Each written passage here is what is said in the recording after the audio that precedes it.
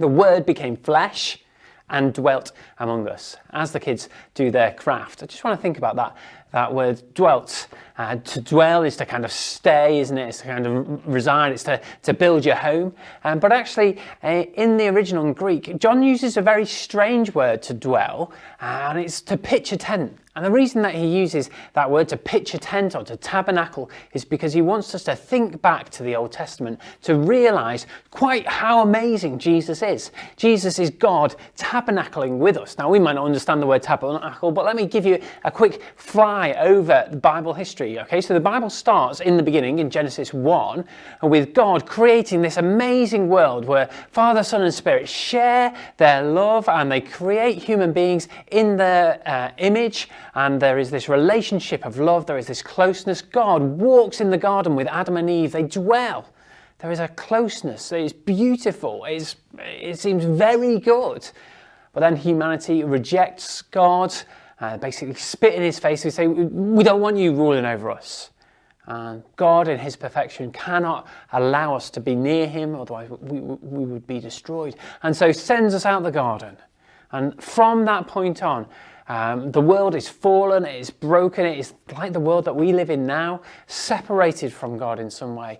But the rest of the Bible story pictures this idea that God still wants to dwell with his people, even though we are sinful, even though we don't deserve it. God wants to dwell with his people, and so he chooses Abraham and blesses him, makes promises, and over time even comes and dwells with his people. A tent is built and God's glory descends down into it, and the Jews, God's people, are able to come near to the tent where God is. And then the temple is built and it's filled with God's glory. And there are priests that offer sacrifices in this temple, and there is this big religious system so that people can come to God. And you could trace the whole story of the Bible around this idea of God dwelling with his people. He used to dwell with his people, then because of sin we were cut off from him, and then he's been seeking to restore a way, and through the temple there was a bit of a way, but it never quite worked out, and people kept on messing things up, and it just didn't work out. And the end of the Bible is God again dwelling with his people. The question is, how do we get there? It's all about the fact that Jesus is God tabernacling with us. Just like when God came down in the temple, there was then a way to meet with God. Well, now there's no temple. There's no more sacrifices. There's no more priests. Because Jesus is all of them. Because Jesus is God tabernacling with us. God in flesh, dwelling with us. Just imagine like a Christian in the first century talking to his pagan friend. The pagan would be like, oh right, okay, you're a Christian. What's that all about? Where's your temple? Where'd you go? Where'd you go for the temple? They're like, we haven't got a temple. We don't need to go anywhere to meet with God. Jesus is God. He's come to meet with us there. What do you mean you don't have a temple? So where do you offer your sacrifices? We don't have any sacrifices. Jesus is our sacrifice. You don't have any sacrifices. Well, what do your priests do? Well, we don't have any priests. Jesus is our great high priest. Christianity is something radically different from what was around at the time and what we think it might be today. Christianity is about God stepping down and dwelling among us. It's about him coming down to be the temple, the place where we can meet with God, to be the priest, the one who represents us to God, but also to be the sacrifice. There are no more sacrifices because Jesus is the sacrifice.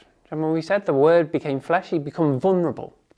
And on the cross, Jesus dies so that I can be forgiven. All my sin is dealt with. That broken relationship can be restored. All the mess and sin in my life can be cleaned up. And I can know God personally and be adopted into his family. John says, to all who believed in him, he gave the right to become children of God.